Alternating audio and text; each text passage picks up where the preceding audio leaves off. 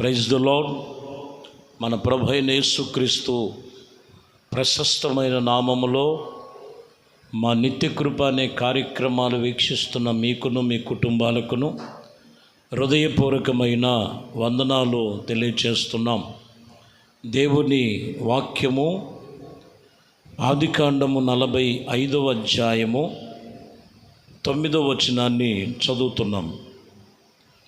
మీరు త్వరగా నా తండ్రి యొద్దకు వెళ్ళి అతనితో, నీ కుమారుడు యేషేబు దేవుడు ఇదిగో నిన్ను ఐగుప్తి దేశము తట్టుకు ప్రభువగు నియమించి నా యొద్దకు రమ్మని అక్కడ ఉండవద్దని చెప్పాను. ఈ వాక్యములో నా యొద్దకు రమ్ము, అక్కడ ఉండద్దు. వాస్తవానికి యేషేబు ఐగుప్తిలో ఉన్నారు, కానానులో యాకోబు ఉన్నారు. కానానులో యాకోబు కరువు మధ్యలో ఉన్నాడు. కరువు మధ్యలో ఉండగా యేషేబు వాళ్ళ అన్నలతో చెప్తున్నటువంటి మాట, నా యొద్దకు రమ్ము, అక్కడ ఉండవద్దు. దేవుడు వాక్యం ఈరోజు చెబుతున్నటువంటి మాటలో నా యొద్దకు రమ్ము, అక్కడ ఉండవద్దు. కొంతమందిని చూస్తాం, అదే దరిద్రతలో ఉంటారు, అదే కరువులో ఉంటారు, అదే దోషంలో ఉంటారు, అదే వ్యసనాల్లో ఉంటారు, అవే పాపములో ఉంటారు, అవే బలహీనతల్లో ఉంటారు, అవే లోపములు కలిగి ఉంటారు. ప్రతి ఒక్కరూ గమనించాలి. అక్కడ నీకు ఆ స్థితి ఉంది. దానిని తప్పించటానికి నా యొద్దకు రండి, నా యొద్దకు రమ్ము, అక్కడ ఉండద్దు. అక్కడ ఉంటే ఇటువంటి నష్టములు ఉన్నవని ప్రభు సూచిస్తున్నటువంటి మాటలు, ప్రభు చెబుతున్నటువంటి నిబంధన ఇది. నా యొద్దకు రండి,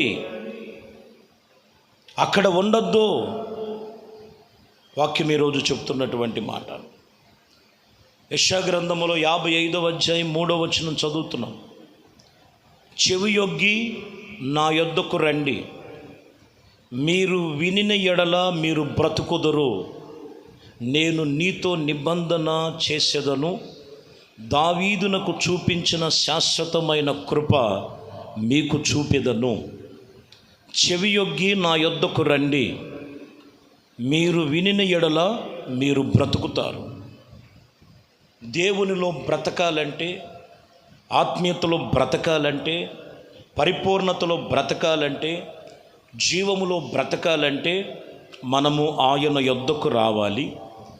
చెవియొగ్గి దేవుని వాక్యమును మనం వినాలి. అప్పుడు దావీదుతో చెబుతున్నారు, నేను దావీదుతో నిబంధన చేశాను, ఇదిగో శాశ్వతముగా ఇదిగో కృపను నేను చూపిస్తానని చెప్తున్నాడు.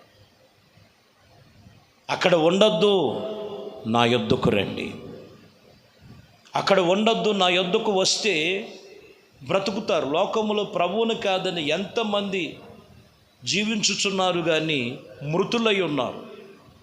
పాపములో, వ్యసనములో, బలహీనతలో, లోపములో, శాపాల మధ్యలో, అదో రకమైనటువంటి గతుల మధ్యలో జీవిస్తున్నారు. అక్కడ ఉండద్దు, మీరు నా యొద్దకు రండి. 48వ అధ్యాయం 15 కూడా మనం చదువుదాం.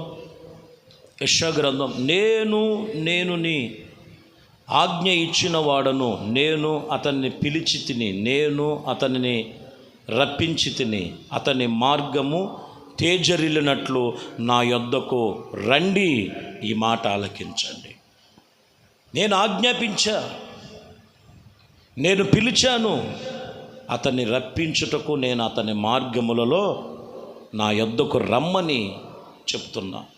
ఎవరైతే యేసుక్రీస్తు నొద్దకు వస్తారో ఈ మాట ఆలకించండి, వారి మార్గములు తేజరిల్లుతాయి. వారి మార్గములు తేజరిల్లుతాయి. నా మార్గములు మీ మార్గముల వంటివి కావు, నా తలంపులు మీ తలంపులు వంటివి కావు. ఆకాశము భూమి ఎంత వ్యత్యాసం ఉందో అంతటి వ్యత్యాసం కలిగి ఉన్నదని ప్రభు చెప్తున్నటువంటి విషయం. కాబట్టి నా మాట విని నా యొద్దకు రండి. ఎవరైతే ఆయన యొద్దకు వస్తారో, ఎవరైతే ఆయన యొద్దకు వచ్చి అక్కడ ఉండొద్దని చెప్తున్నాడో ఆ ఉండొద్దన్న చోటు నుంచి విడిచిపెడతారో వారి మార్గములు తేజరిల్లుతాయి అనే వాక్యం ఇక్కడ చెప్తున్నటువంటి మాట. యాకోబు పత్రికలో 4వ అధ్యాయములో 8వ వచనాన్ని చదువుతున్నాం. దేవుని యొద్దకు రండి, అప్పుడు నీ యొద్దకు వచ్చును. పాపులారా, మీ చేతులు శుభ్రము చేసుకొని, దీన మనస్కులారా మీ హృదయములు పరిశుద్ధపరచుకోండి. దేవుని యొద్దకు రండి, అప్పుడు ఆయన మీ దగ్గరికి వస్తాడు. ఆయన దగ్గరికి రావటం, చాలామంది వస్తుంటారు, మొక్కుబడిగా చెల్లించుకొని వచ్చేవాళ్ళు ఉన్నారు. పాపం విడిచిపెట్టండి, మీ చేతులు దోషములు ఉన్నాయి, శుద్ధి చేసుకోండి. మీ మనసు 2 తలంపుల మధ్యలో ఉన్నాయి. దిమనస్కులారా, మీ హృదయములు పరిశుద్ధపరచుకోండి. 2 మనస్తత్వాలు ఉండొద్దు. 2 మనస్తత్వాలు విడిచిపెట్టి, 2 తలంపులు విడిచిపెట్టి, పాపదోషములు విడిచిపెట్టి, బలహీనతలు విడిచిపెట్టి, ఆ శాపగ్రస్తమైన ఆ చోటును విడిచి రా. దేవుడు వాక్యం చెప్తున్న మాట, ఇదిగో నేను మీ యొద్దకు వస్తాను, నేను మీ యొద్దకు వస్తాను. ఆయన మన వద్దకు రావాలంటే లోకములో ఉన్న ఆ చోటు విడవాలి. కొన్ని చోట్లు ఉంటాయి, అపవిత్రమైన చోటు, చీకటి కలిగిన చోటు, గాఢాంధకారపు చోటు, జిగటగల దొంగ ఊబి కలిగిన చోటు, నాశనకరమైన గుంట కలిగిన చోటు. ఆ చోటును విడిచి దేవుని యొద్దకు వస్తే ఆయన మీ యొద్దకు వస్తాడు. మీ హృదయములో 2 తలంపులు, 2 ఆలోచనల నుంచి విడిచి జీవము కలిగిన దేవుని వైపు మీరు తిరిగితే, నేను మిమ్మలను, ఇదిగో నేను మీ యొద్దకు వచ్చి మిమ్మల్ని పరిశుద్ధపరుస్తాను. యేసు ప్రభువారు కూడా లేఖనములో సెలవిచ్చిన మాటలు ప్రకారముగా లూకా సువార్తలో 14వ అధ్యాయములో 26వ వచనాన్ని మనం చదువుతున్నాం.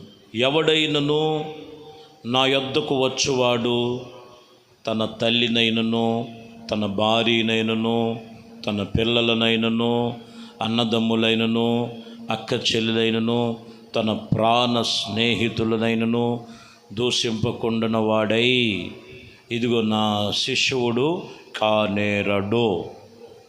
దేవుని యొద్దకు వచ్చువాడు దేవుని కంటే తల్లిదండ్రులను, తన భార్యని, తన పిల్లలను, అక్క చెల్లెలను, తన ప్రాణ స్నేహితులను ఎక్కువగా, ప్రభు కంటే ఎక్కువగా చేసుకొని, వాళ్ళే నాకు దేవుళ్ళు, వాళ్ళే నాకు దిక్కు అని చెప్పొద్దు.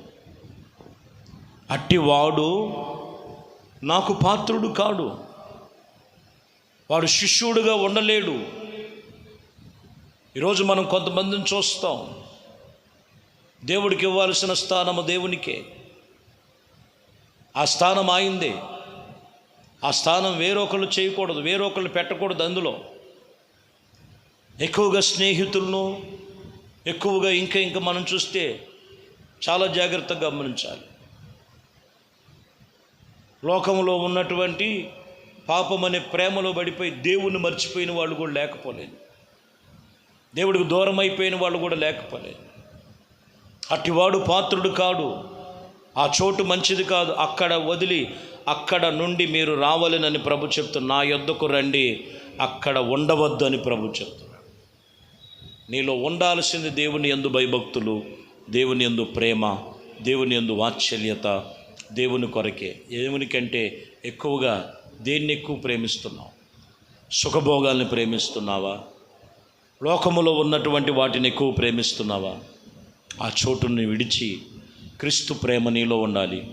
యేసుక్రీస్తుని ఎక్కువగా ప్రేమించి ఆయన యొద్దకు రా, నా యొద్దకు రమ్ము, అక్కడ ఉండొద్దని ప్రభు చెప్తాడు. ఎక్కడ ఉన్నావు నువ్వు? ఎక్కడున్నావు? ఒక్కసారి నీ స్థితిని తెలుసుకొని దేవుని యొద్దకు రా. హోషేయ గ్రంథం 6వ అధ్యాయం 1 ఇక్కడ చదువుతున్న మనం మాటలు చూడొచ్చు. మనము యెహోవా యొద్దకు మరలెదము రండి, ఆయన మనలను చీల్చివేసెను, ఆయన మనలను స్వస్థపరచెను, ఆయన మనలను కొట్టెను, ఆయన మనలను బాగు చేయను. అది ఆయన్ని కాదని ఆ చోట్లో ఉంటే చీల్చివేయబడిన పరిస్థితి. ఆ చోటుని విడిచిపెడితే స్వస్థత పరుస్తాడు. ఆయన్ని కాదని ఆ చోట్లో ఉంటే కొట్టెను, ఆయన సన్నిధికి మనం వచ్చినట్లయితే బాగు చేశాను. ఆయన యొద్దకు వస్తే నిన్ను స్వస్థపరుస్తాడు, ఆయన యొద్దకు వస్తే నిన్ను బాగు చేస్తాడు. లేకపోతే లోకములో అపవాది సాతానుడు ఉన్నాడు. తానివి కానందున తోడేళ్ళు వచ్చినప్పుడు జీతగాడే వాటిని గొర్రెలను విడిచి పారిపోయాను. తోడేళ్ళు వచ్చి వాటిని చీల్చివేశాను. నేను గొర్రెలకు మంచి కాపరిని. కాపరి తన గొర్రెల కొరకు ప్రాణము పెట్టాడు. ఆయన యొద్దకు రండి. గాయపడిన వారిని గాయాన్ని మానుపుతాడు, దెబ్బతిన్న వారిని దెబ్బను మానుపుతాడు. ఇదిగో స్వస్థత కలుగుద్ది, విడుదల కలుగుద్ది, సమాధానం కలుగుద్ది. యేసుప్రభు వారు కూడా మత్తయిలో 11:28 ప్రయాసపడి భారం మోసుకొనుచున్న సమస్త జనులారా నా యొద్దకు రండి. నువ్వు ప్రయాసతో ఉన్నావు, కష్ట దుఃఖాల్లో మరి కుమిలిపోతున్నావు. నా యొద్దకు రండి, నా కాడిని ఎత్తుకోండి. నా కాడి సులువుగాను తేలికగా ఉండెను, నేను నీకు విశ్రాంతి కలుగు చేస్తాను. దేవుడు వాక్యం చెప్తున్నమాట. నా యొద్దకు రండి. అక్కడ ఉండొద్దు. ఎక్కడున్నావో, ఇంకా బ్రాందీ కొట్టని ఆ కొట్లో ఉన్నావు, లేకపోతే శరీరం పాపానికి అప్పగించుకొని అదే పాపములో కోరిపోయావు, అక్రమమైన జీవితాలు వ్యసనాలు పెట్టుకొని అక్కడ ఉన్నావేమో, తల్లిదండ్రులకు దూరముగా జీవిస్తూ అనేకమైనటువంటి దెబ్బలు తిని ఉన్నావేమో. దేవుడు వాక్యం నీతో మాట్లాడుతున్నాడు. యేసునొద్దకు రా. యేసునొద్దకు నీ మనసు త్రిప్పు. 2 తలంపులు తీసేయి. ఒకటే మనసు కలిగి ప్రభు వైపు నువ్వు తిరుగు. అక్కడ ఉండద్దు. దేవుడు నిన్ను బాగు చేస్తున్నాడు, స్వస్థపరుస్తాడు, విడుదలిస్తాడు. నీ కొరకు నేను చిన్న ప్రార్థన చేస్తాను. కళ్ళు మూసి అందరూ కూడా ఈ ప్రార్థనలో ఏకీభించండి. పరిశుద్ధుడా, ప్రేమ కలిగిన తండ్రి, దయగలిగిన మా ప్రభువా, మీ శ్రేష్టమైన పరిశుద్ధ నామమును బట్టి మీకు వందనాలు. ఇచ్చిన ఈ సమయం నా యొద్దకు రండి, నా యొద్దకు రండి. అక్కడ ఉండద్దు. కానానులో కరువు ఉన్నది. కరువు కాటకాల్లో నుంచి మీరు తప్పించబడాలంటే నా యొద్దకు రండి. అక్కడ ఉండద్దు. నీ హృదయములో పాప దోషములు ఉన్నాయి, గాయాలు ఉన్నాయి. ఆ చోటులో ఉండద్దు. నువ్వు నా యొద్దకు వస్తే నీ గాయములు కడతాను. 2 తలంపులు నీలో నుండి తీసే ఏక మనస్సు కలిగి ప్రభు వైపు నువ్వు తిరిగి ఆయన వైపు నీవురా. ఏ ప్రయాసతో ఉన్నావో, ఏ భారం మోస్తున్నావో, ఏ స్థితిగతుల మధ్యలో ఉన్నావో ఆయన వైపు నీవు తిరుగు. ఒక్కసారి ప్రార్థన చేయి.